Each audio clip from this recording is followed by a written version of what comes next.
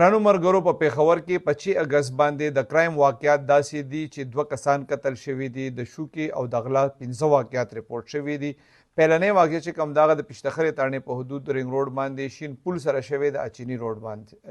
روډ سره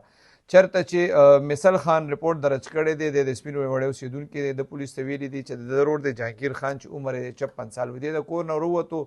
د جمعې مونځ له جومات ته روانو د ملزمانو په فایرنګ کړی دی جهانگیر خان یې قتل کړی دی وجه چې کوم ده هغه د دې او د ملزمانو په منځ کې د جایداد تنازع ده. دغسې د سوکنو تاڼې په حدود کې هارون ریپورټ درج کړی دی چې دا د مشوګګر بډابیر اوسیدونکی دی. دی وایي د ده رور دی د شکیل وایي هغه دله راغلی و په رنګ روډ باندې ده ته یې ویل چې یاره زه د سکاوۍ پورې ځم چې څنګه سروس روډ ته شو نو ملزمانو پې فایرنګ وکړو د شکیل باندې دا شکیل لګېدلی دی مړ دی او ملزمان تښتېدلي دي. وجه چې کوم ده هغه د ملزمانو او د مقتول په منځ کې سابقه دښمني ده. د ده دا کوم رور چې ریپورټ کړی دی هارون دا په رنګ روډ باندې یو مارکیټ کې څوکیدار دی. دغسې د رهزنۍ واقعه چې کوم ده هغه د کوتوالۍ تاڼې په حدودو محله فضل حق کې شوې ده چېرته چې شوکمارانو د پیپل منډۍ د یو تاجر نه 7,70,000 روپۍ په ګن پوینټ باندې اغشتي دي او تښتېدلي دي. دغسې د شوکې بله واقعه چې کوم دغه د سوکنو تاڼې په حدود په رنګ روډ باندې شوې ده چېرته چې ثناءالله نومي کس سوکنو تاڼې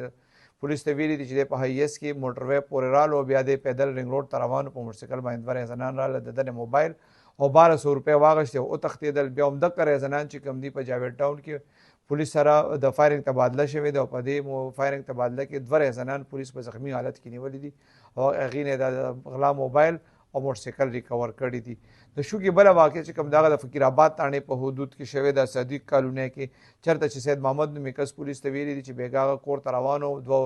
موټرسایکل شوکمارو وله اواز ورکړی دی دی ته تښتېدلی دی چې څنګه ته منډه والې د رهزنانو په د فایرنګ کړی دا زخمي دی. د سوکنو تاڼې په حدود کې د سبزي منډۍ مخې ته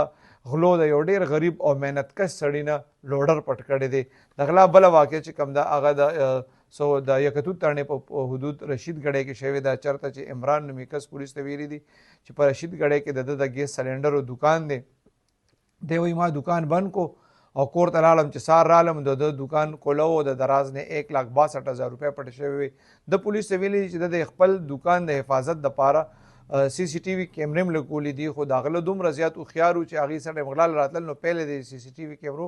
تارونه کټ کړي دي او د هغې نه پسې غلا کړې ده. پولیس وایي که د هغه هر څومره هوښیار دي نو بیا هم هغې امید کوي چې یاره ډېر زر به هغې د غله ونیسي.